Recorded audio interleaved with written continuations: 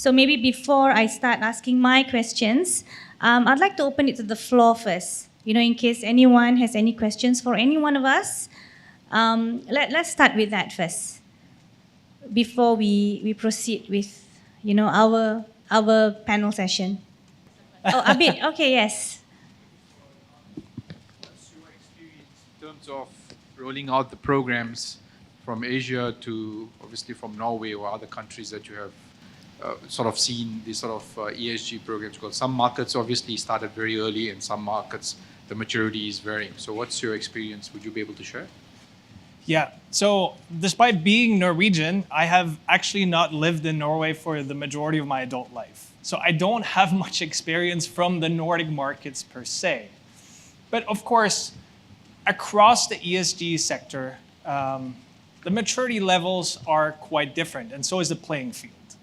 And one of the topics we've discussed is, if we take Bangladesh as an example, if we're looking at getting access to renewable energy, the current state of the market in Bangladesh is 3.5% of the energy market is renewable.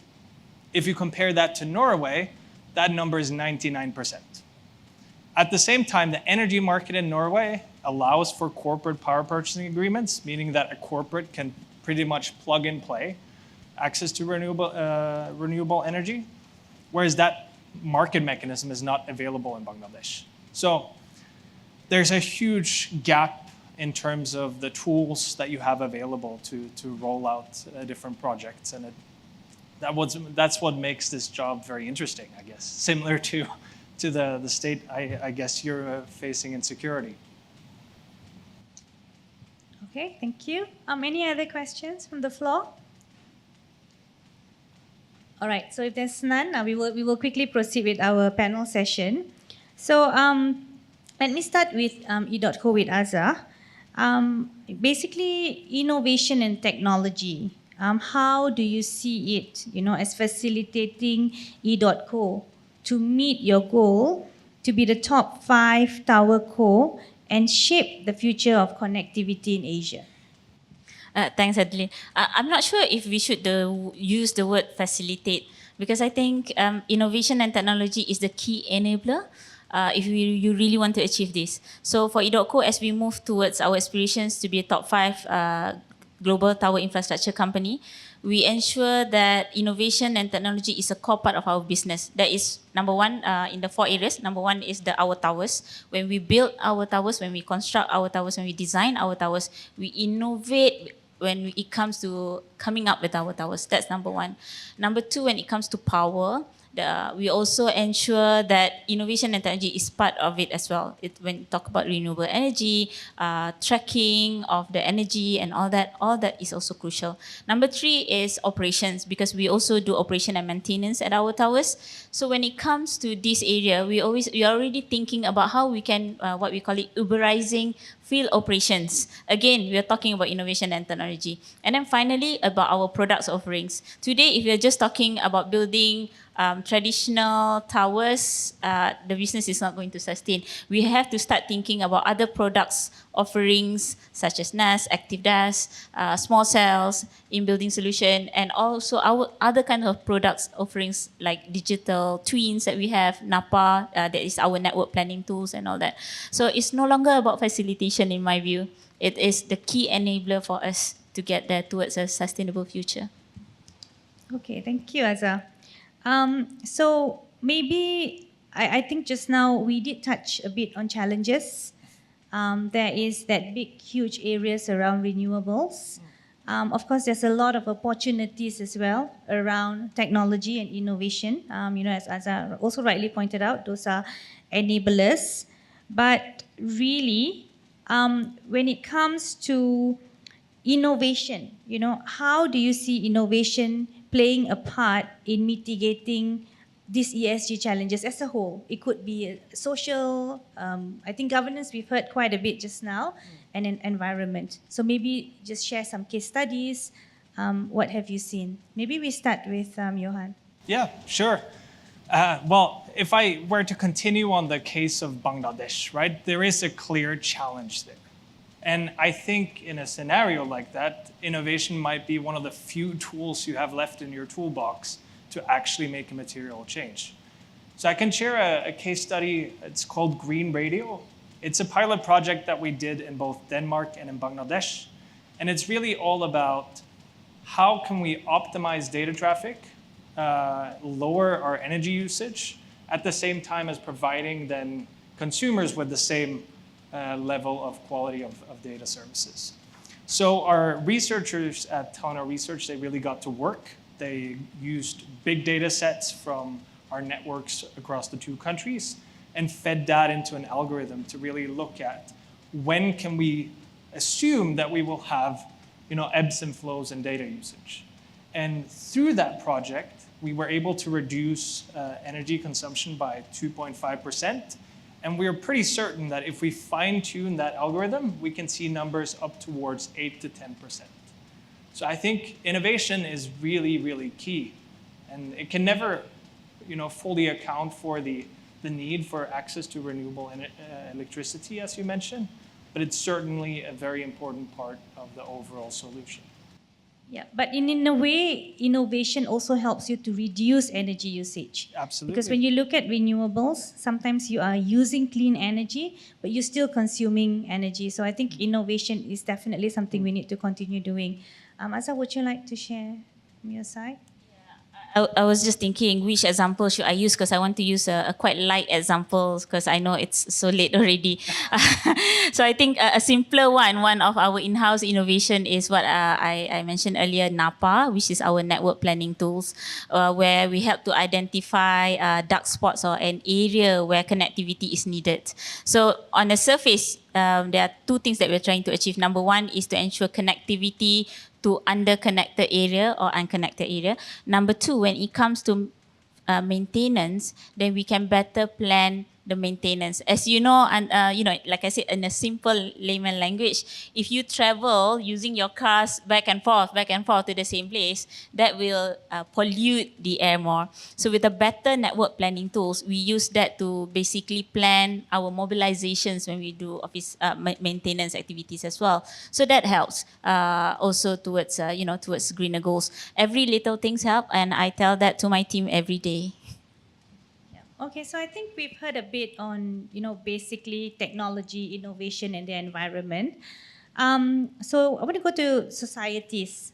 So I think the Telenor CEO, okay, he said, when societies do better, we do better. So, how has Telenor been using innovation to make societies better? It's a very typical Sigve Brekke, our CEO, quote.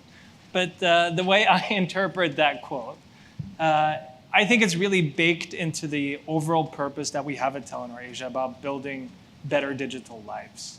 And it's quite simple, frankly. It's about the fact that inclusive green networks and connectivity is beneficial for all. And if I could try to answer this through some of the digital skills work that we're doing, if we start with the basics on online safety, fundamentally that is driven by a goal that we have of reducing risks of people using our service.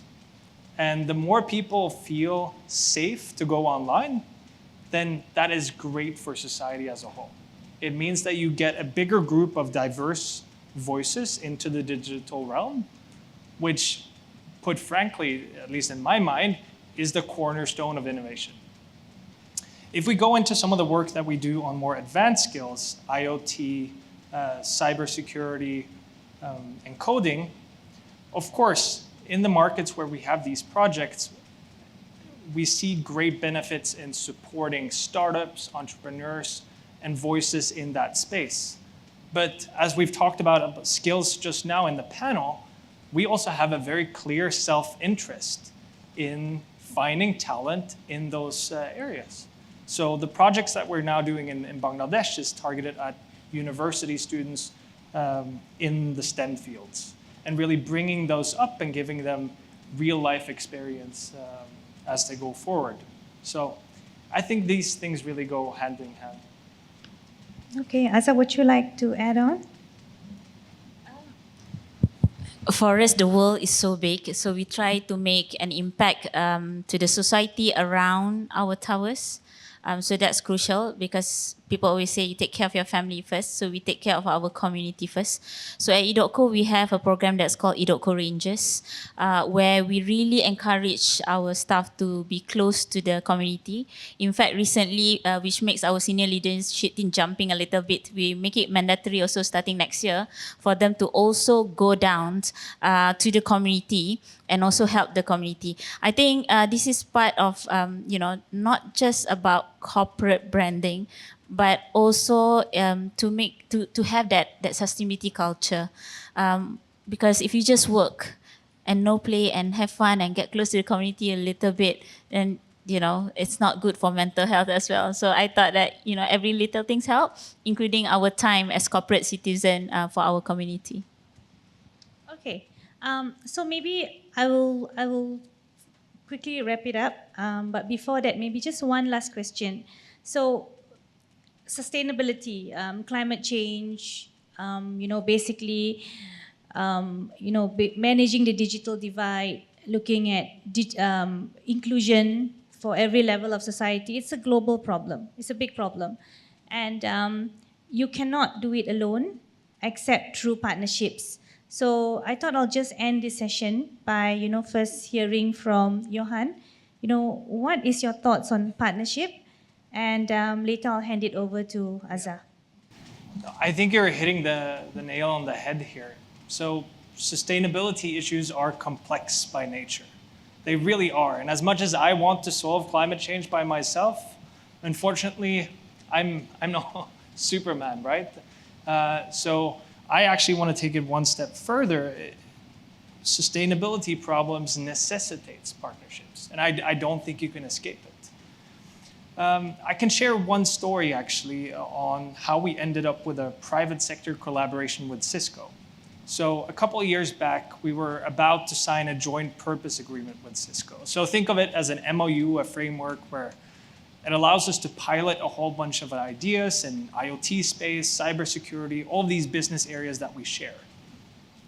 But importantly, in those discussions, we brought up maybe we could do something on sustainability. And I'm running the risk of storifying a bit here, but those first initial discussions with Cisco on sustainability felt a bit like walking into the office on Monday, and you realize that one of your colleagues share a huge passion similar to yours. It's a bit, you come in and you say, oh, I watched the latest Marvel movie on Sunday, and you see John from accounting just popping in, super excited. That was a bit how it felt when we brought up sustainability to Cisco. They were very keen to collaborate, and we shared so much of the same focus areas and targets. So since then, we've rolled out several pilot projects together, and I think my suggestion to the audience is really going forward on the topic of sustainability is keep an eye out for potential sustainability collaborations where you wouldn't naturally think of them. So I was asked by Bernama this morning, what does ESG means to you? And I just spontaneously answer, to me, ESG definition means you, me, us, and everyone else around us. So what that means, it takes all of us to do this. It's not just me. And I think that is how we are created as well, right? Humans are not meant to be alone. So we are meant to collaborate and work together. And the more voices that fight for it, the better. It's not just about green, be it about gender equality, promoting work safety, minimum age, minimum wage, everything. But you shouldn't narrow down the definition of ESG. The sooner we understand it's about you, me, us, and everyone else around us, then I think the faster we will get towards our sustainable world. Okay, so I think that really sums up the spirit of net zero. So if you look at the net zero, you look at what you need to do, you look at how fast you need to do it, it looks really scary. And even when you sign up to it as an organization, especially being in this region, in this part of the world, sometimes before you sleep at night also you ask yourself, there's really a clear line, there's this fine line between being ambitious and after a while being called out for greenwashing because you're not able to beat your targets. But the spirit behind that net zero ambition is really for you to not do it alone. You know, every aspect of it is you need to take your suppliers with you. You need to engage with your more matured supplier to learn from them. You need to engage with the government, with universities. All of look- us, yeah, basically. Yeah, sorry? All of us, yeah. All of basically. us, yeah. So I think when you have that in mind, then you don't feel so afraid, when you look at signing up to a target like net zero. So I think I will wrap it up. Thank you for those of you who stayed on. I hope you enjoyed the sections we had throughout the day. All of it interesting, all of it, you can't run away from it. So thank you very much and have a safe trip home. Let's give our panel a applause. Thank you. What a riveting discussion. Thank you, Adeline, Azahra, and Johan for that fantastic panel discussion.